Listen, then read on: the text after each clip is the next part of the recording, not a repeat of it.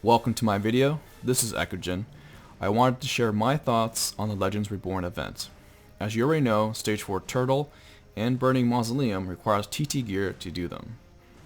I understand the concept behind the event and what they're trying to achieve, or at least this is what I think they were aiming for.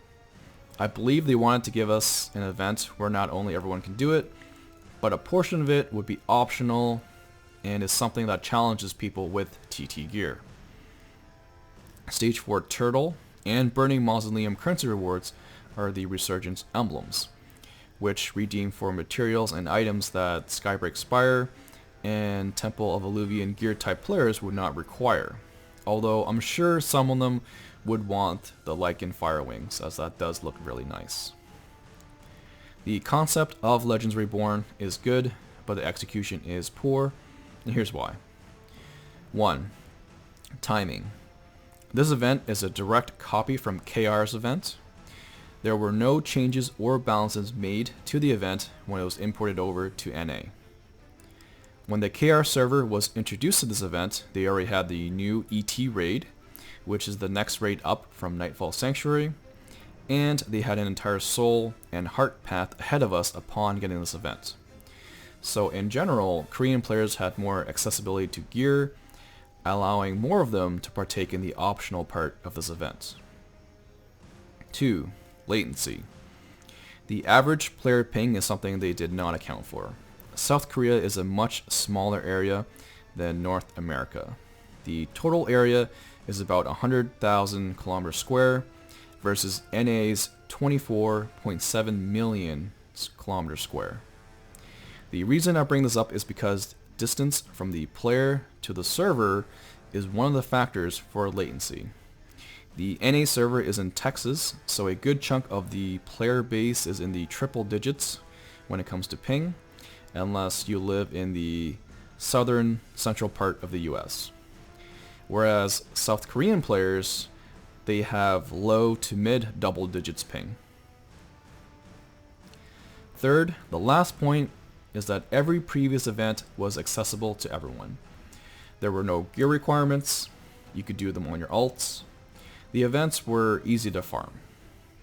The format of Legends Reborn introduces a different format that we're not used to, so at first there will be criticisms.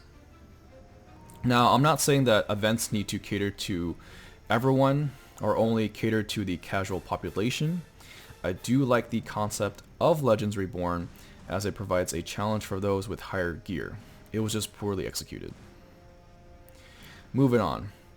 The DPS clear requirements for Stage 4 Turtle are 1.3 million, and Burning Mausoleum is 1 million per party member, and these numbers are DPS sustain. The level of TT gear required to achieve this will vary from player to player. Knowing your class, optimizing, and perfecting your skill rotation will be a big factor in DPS. Your ping will also be a heavy factor in this. For example, let's say we had 2 KFM players with the exact same gear, build, and knowledge in skill rotation. Any other variances or factors will be the same. Player A has 20 MS, and player B has 200 MS.